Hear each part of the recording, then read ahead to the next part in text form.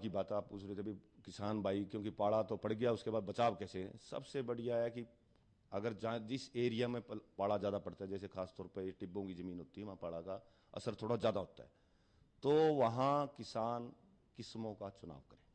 किस्में का कैसे, जैसे मान लिया अमरूद लगाना है तो अमरूद की जो 49 लखनऊ 49 किस्म है, वो उस पर पाड़े का असर कम है।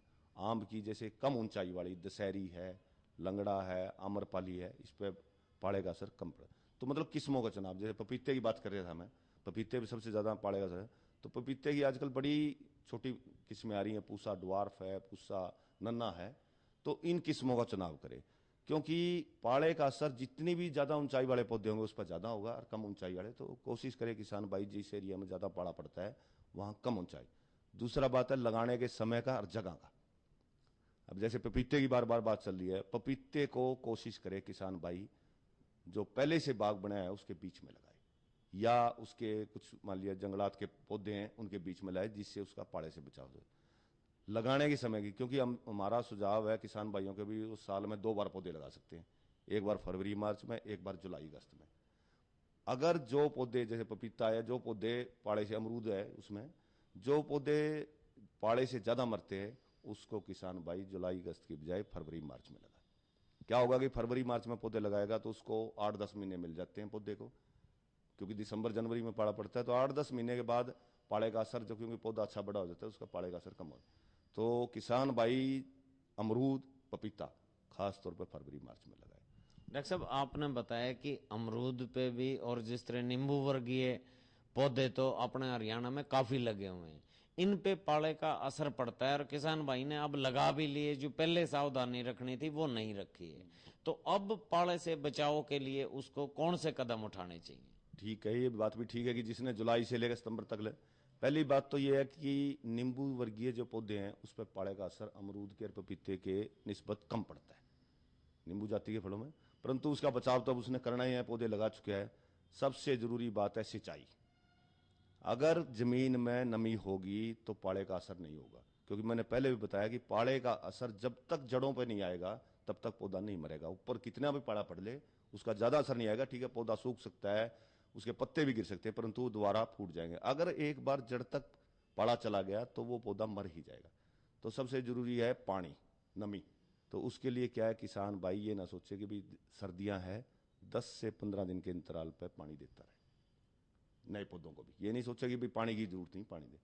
दूसरे और कई तरीके हैं, जैसे अब हम सुझाव देते हैं कि नए पौधों को वो छप्पर बना के, छप्पर का मतलब ये है कि भाई छप्पर इस प्रकार बनाए कि उसकी दक्षिण दिशा खुली रहे, क्योंकि सूरज पूर्व से निकलता है, दक्षिण से होता है, पश्चिम में छुप जाता है।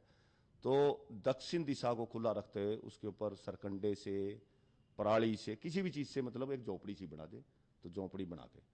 दूसरा इलाज है मल्चिंग, जिसको पलावर कहते हैं। आजकल तो काली शीट आती है पॉलीथीन की, उससे भी, अगर किसान के पास काली शीट ना भी खरीदना चाहे, महंगी है, तो पराली है, घास फूस काट के सुखा के कम से कम 4 से 6 इंच मोटी सतह, पराली हो चाहे आपका घास फूस हो, उसके पौधों के चारों तरफ उसको 4 से 6 इंच मोटी सतह फैला दे। इससे कई फायदे होंगे। जैसे उसने 10 दिन पर पानी दिया तो पानी देने की अवस्था भी कम पड़ेगी, क्योंकि पौधे के मतलब घास के नीचे या पराली के नीचे नमी बनी रहेगी। नमी के अलावा वाष्पीकरण नहीं होगा, धूप में जो दिन में धूप में वाष्प। तीसरी बात है खरपतवार भी कम होंगे। तो इसलिए पराली या इसका पॉलीथीन शीट का प्रयोग जरूर करें। इसके अलावा जैसे, क्योंकि दीमक का भी प्रकोप हो जाता है, तो दीमक के प्रकोप के लिए वो क्लोरोपारीफास दवाई है, उसको पानी में घोल के 5 मिलीलीटर दवाई 5 लीटर पानी में घोल के उसको पौधों को दे दे। इसके अलावा जैसे अब बीमारियां, जैसे भी मौसम थोड़ा सा ठीक होगा तो बीमारियां बहुत आती, तो उसके लिए किसान, क्योंकि बीमारी आ जाए उसके बाद स्प्रे करने के बजाय बलाइटॉक्स दवाई आती है, कॉपर ऑक्सीक्लोराइड कहते हैं, उसका स्प्रे किसान भाई जनवरी आखिर में या फरवरी में जरूर करें। सबसे जो जरूरी बात है वो है खाद की। अगर पौधों को खाद मिलती रहे, खुराक मिलती रहे, तो पौधे, जड़ें चलती रहेंगी, जड़ों से पौधा चलता रहेगा, तो पौधे जो मरने के चांस काफी कम होते हैं। खास तौर पे जो नए पौधे हैं उसमें इस महीने दिसंबर में या जनवरी में गोबर की खाद जरूर डालें, पौधे के साइज के हिसाब से।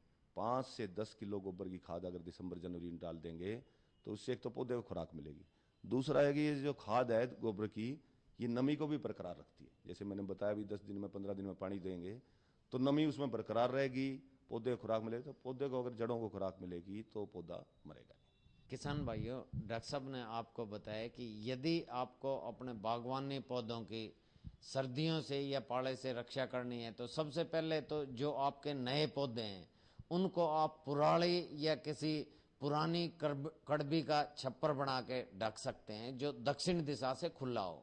इसके साथ साथ आपको पौधों में नमी भी बनाए रखनी होगी।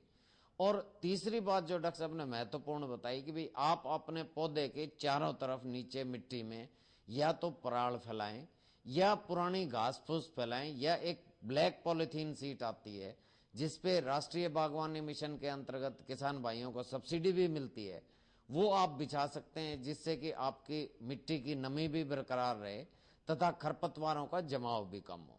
डॉक्टर साहब, आपने किसान भाइयों को इतनी अच्छी जानकारी दी, इसके लिए आपका बहुत बहुत धन्यवाद। धन्यवाद किसान भाई। किसान भाइयों, अभी आपने जानकारी ली सर्दियों में फलदार पौधों का बचाव।